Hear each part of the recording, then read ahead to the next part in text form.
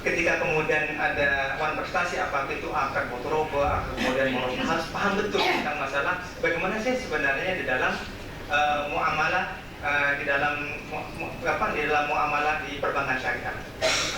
Kira-kira gitu, Prof. Baik. Jadi ada sinkronisasi gitu kan. Itulah contoh hakim. Jadi bicara apapun harus ada pasalnya, ada ayatnya. Jadi menjawab sinkronis saja menggunakan pasal dan ayat bagus. Tapi nanti juga jangan lupa ayat Al-Qur'annya ya. Jadi ya ayyuhalladzina amanu hal adullukum 'ala tijaratin tunjikum min 'adzabin alim. Jadi wahai orang yang beriman, saya tunjukkan dari Allah kepada hal adullukum 'ala tijarah, pada perniagaan yang menyelamatkan kepada kamu sekalian. Bagus. Jadi antara ini ya, makanya kemudian sebelum adanya undang-undang tahun 2003, undang-undang nomor 3 tahun 2006 itu memang terjadi dualisme kan ya. Apakah kemudian ternyata kontrak? Apakah kemudian diajukan ke pengadilan negeri atau pengadilan agama? Tapi kemudian sebelumnya itu ke pengadilan negeri gitu kira-kira. Tapi ketika adanya Undang-Undang Nomor 3 Tahun 2006 secara absolut, maka itu merupakan kewenangan pengadilan agama. Walaupun sebenarnya terjadi dualisme di perbankan syariah, di Undang-Undang Perbankan Syariah terkait dengan yang sampai kemudian masuk ke MK. Tetapi putusan MK menguatkan kepada Undang-Undang Nomor 3 Tahun 2006. Jadi para pihak yang terkait dengan prestasi terkait dengan nasabah dengan perbankan, ketika terjadi sengketa maka kemudian diajukan ke pengadilan agama. Kira-kira gitu, Prof. Baik, bisa dibuka abstrak bahasa Arab. Sebagai orang yang membahas masalah perbankan syariah, coba dibaca hasil penelitian itu yang dalam bahasa Arab. Alinea terakhir.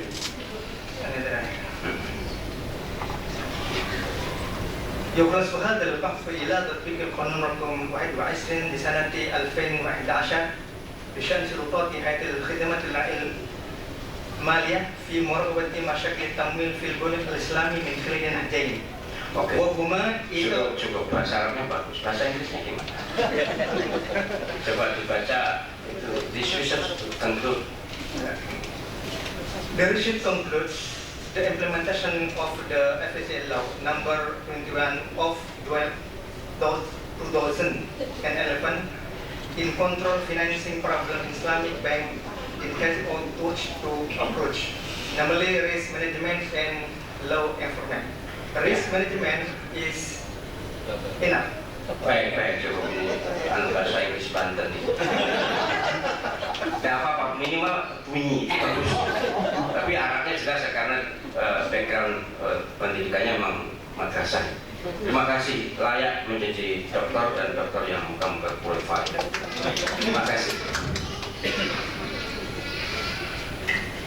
Terima kasih promotor sekaligus penguji Bapak Profesor Dr. Haji Ahmad Zahro MA. Selanjutnya promotor sekaligus penguji yang terhormat Bapak Dr. Haji Iskandar Ritoma MHI. Silakan. Terima kasih Saudara Promovenus. Tadi objek kajian dari penelitian Promovenus ini adalah peran OJK dalam pengawasan bank bermasalah. Dari temuan penelitian ini, apa yang bisa disampaikan sejauh mana peran OJK dalam meminimalisir terjadinya persoalan-persoalan di perbankan syariah. Terima kasih. Adanya lembaga OJK ini sebenarnya paling tidak mengecilkan persoalan pembiayaan bermasalah. Karena memang sebelumnya, karena BI itu merupakan lembaga Bank Indonesia yang dalam ini kapasitas tugas dan kewenangan terlalu luas. Ketika kemudian OJK, ketika Undang-Undang Nomor 21 Tahun 2011 terkait dengan OJK ini, kemudian pembiayaan bermasalah paling tidak terlalu banyak permasalahan-permasalahan. Karena yang jelas OJK itu sebenarnya hanya mengawasi terkait dengan mikroprudensial, masalah teknis di dalamnya, bagaimana pelaksanaan terkait dengan pembiayaannya. Karena di situ paling tidak akad-akad yang dilakukan oleh perbankan syariah, oleh bank syariah itu kan terkait dengan akad motoroba, kemudian bagi hasil terkait dengan musyarakah dan sebagainya. Paling tidak di situ kemudian bisa mengecilkan permasalahan-permasalahan yang terjadi di antara kedua belah pihak baik bank maupun nasabah. Ini yang paling tidak bisa menjaga stabilitas di antara keduanya. Sehingga kemudian ketika kemudian ada etikat kurang baik dari pihak nasabah, di sini kemudian diberitahu melalui oleh direktur oleh bank syariah atau supaya kemudian tidak agar supaya tidak melakukan kecerobohan seperti itu. Kira-kira gitu. Berikutnya, tadi dikaitkan dengan teorinya Friedman tentang penegakan hukum. Menurut hasil riset Promopendus, apakah content of law atau materi hukum dari undang-undang OJK itu sudah apresiatif sebagai undang-undang yang dipakai untuk meminimalisir terjadinya penyimpangan-penyimpangan itu? Apakah perlu ada masukan-masukan dari Promopendus untuk penyempurnaan dari materi hukum itu sendiri? Oke, baik. Jadi terkait dari undang-undang OJK yang kami baca, memang itu tidak ada semacam celah yang perlu disempurnakan. Sudah cukup kan ya? Sudah cukup dan makanya saya menyampaikan bahwa undang-undang OJK itu sejalan dengan adanya hukum Islam. Adanya lembaga OJK itu sesungguhnya adalah dalam rangka untuk dinasihatil ummah. Di antara dari itu ada usul khamsah, di antara hifdzul mal. Makanya ada lembaganya itu adalah dalam rangka untuk mengecilkan permasalahan-permasalahan di tingkat pelaksanaan di dalam aktivitas perbankan syariah. Jadi menurut kami justru kritik hukum itu ya bukan mengkritik, tapi kami memberi apresiasi bahwa OJK sudah cukuplah di Indonesia. Makanya kemudian sebenarnya OJK itu yang sesungguhnya kalau kita bicara hukum Islam, saya hanya semangat. Sebenarnya dulu itu pada era Nabi ada sebuah lembaga pengawasan secara umum, kan lebih banyak pada amar ma'ruf nahi munkar. Akan tapi kemudian dari historis ini kemudian kami kami angkat bahwa sebenarnya di Indonesia juga ada, yaitu namanya OJK, namanya Otoritas Jasa Keuangan. Gitu. Terakhir, apa yang bisa disarankan oleh Promopendus untuk OJK dan perbankan syariah yang menjadi objek penelitian ini supaya perbankan itu tidak terus bermasalah? Ya, jadi karena di perbankan itu adalah DPS, ada Dewan Pengawas Syariah. Disinilah kemudian peran untuk mengawasi terkait dengan pembiayaan itu bagaimana. Makanya agar supaya pelaku ekonomi, agar terutama di DPS-nya tidak kemudian hanya istilahnya tahu di luar, tapi harus betul-betul memantau bagaimana sih sebenarnya pelaksanaan seperti akad-akad yang mudharabah, akad musyarakah, ijarah dan sebagainya itu betul-betul diawasi sehingga kemudian tidak terjadi semacam permasalahan. Khususnya ini terjadi lebih banyak kepada nasabah yang mempunyai etikat yang tidak baik. Makanya kemudian ketika orang pinjam uang, itu tentu disurvei kan untuk apa? Untuk bangun rumah atau untuk beli mobil apa dan sebagainya.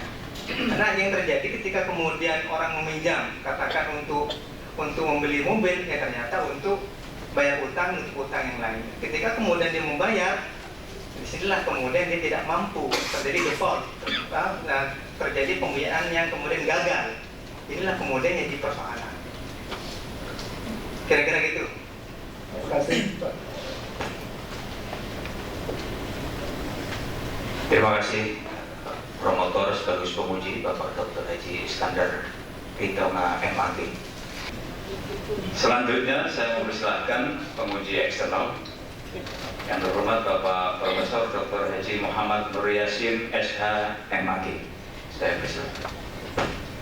Terima kasih Ketua Sidang Pemuji Saudara Promopendus Abdul Majid.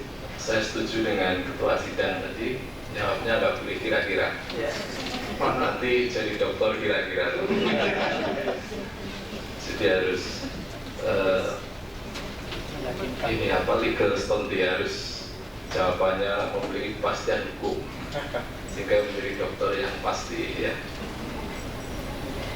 Yang pertama saya ucapkan selamat. Saudara sudah sampai di tahapan terakhir ini.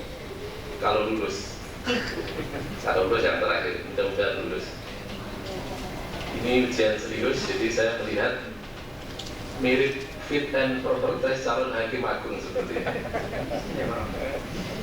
Jadi kalau lulus di ujian terbuka, menurut saya saudara layak loncat dari ketua PA menjadi hakim agung, nggak usah melewati hakim tinggi nanti ya.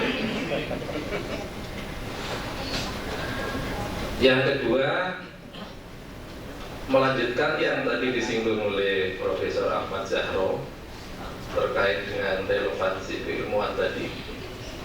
Jadi menurut Undang-Undang 3 2006, PA selain menyelesaikan family dispute juga menyelesaikan Islamic Economic Law dispute, ya, sengketa keluarga dan sengketa ekonomi syariah.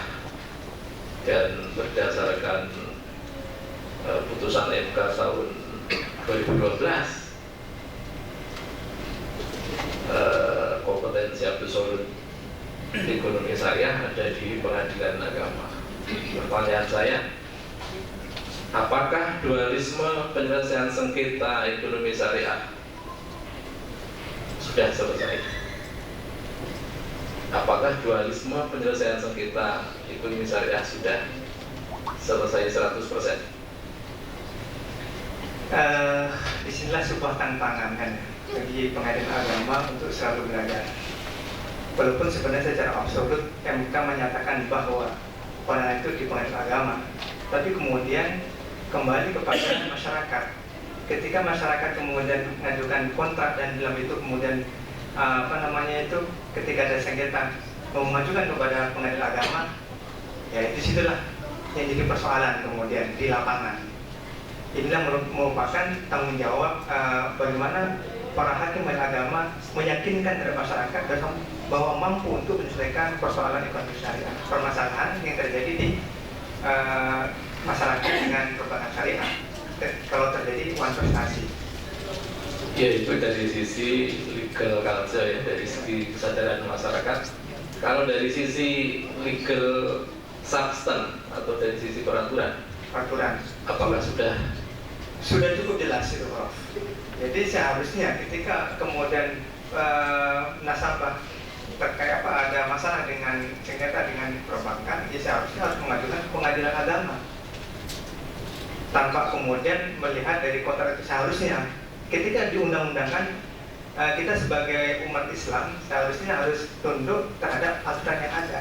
Makanya mau sampaikan, ya ayyuhalladzina amanu atiullah wa atiur rasul wa ulil amri minkum. Ketika undang-undang kemudian sudah didokkan ya, dan itu sudah harus kita laksanakan, karena itu sudah jelas komitmen kita sebagai orang Islam. Oke, idealnya dualisme penyelesaian sengketa itu sudah selesai. Tapi kalau kita lihat di tengah masyarakat, kalau perbankan syariah itu mengalami pilot, itu siapa yang menyelesaikan? Pengadilan agama atau pengadilan niaga? Kalau perbankan syariah pilot, selama ini masih ke pengadilan niaga. Nah, itu berarti dualisme penyelesaian sengketa ekonomi syariah sampai hari ini belum selesai, karena masih ada praktek-praktek penyelesaian sengketa ekonomi syariah yang tidak sepenuhnya melibatkan pengadilan agama. Jadi contohnya pilot, ya. Saya kira ke depan pada saatnya perlu diumumkan bahwa pengadilan agama bukan hanya ini menyelesaikan sengketa perbankan, tapi juga kalau ada perbankan syariah pilot. Bahkan nanti ada pada saatnya ada norma hukum yang memindahkan kewenangan penyelesaian corporate pilot khususnya perbankan syariah dari pengadilan niaga ke pengadilan agama. Ya. Jadi belum selesai. Oke, pertanyaan berikutnya. Pertanyaan saya 9, ini baru 2 pertanyaan.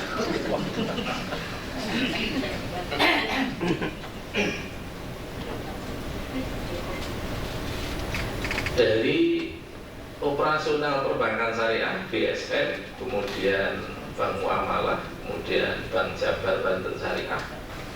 Di dalam penelitian saudara, BSN kondisinya bagus, ya, khususnya dari capital adequacy ratio-nya bagus. BSN bagus, BRI bagus, BJB jelek. Ya, karena masih di atas 5%. Ya.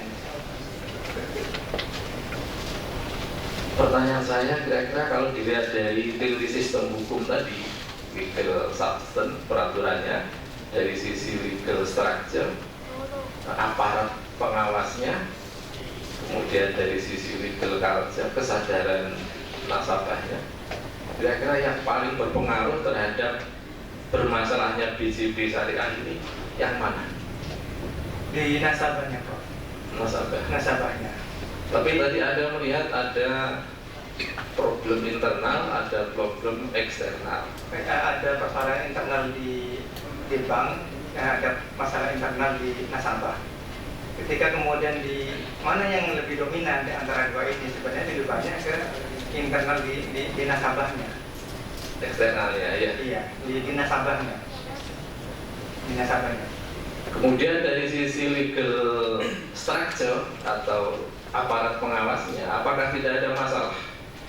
Sebab hari ini OJK sedang disorot karena kinerjanya dipertanyakan, antara lain Jiwasraya bangkrut.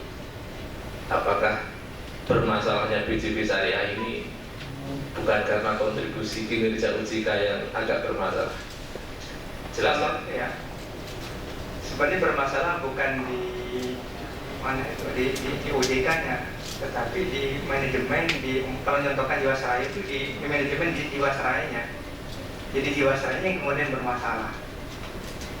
Nah, bagaimana peran katakan serta dari OJK sendiri? OJK sudah mencoba untuk memperingatkan, memberitahu bahwa ada persoalan dan sebagainya.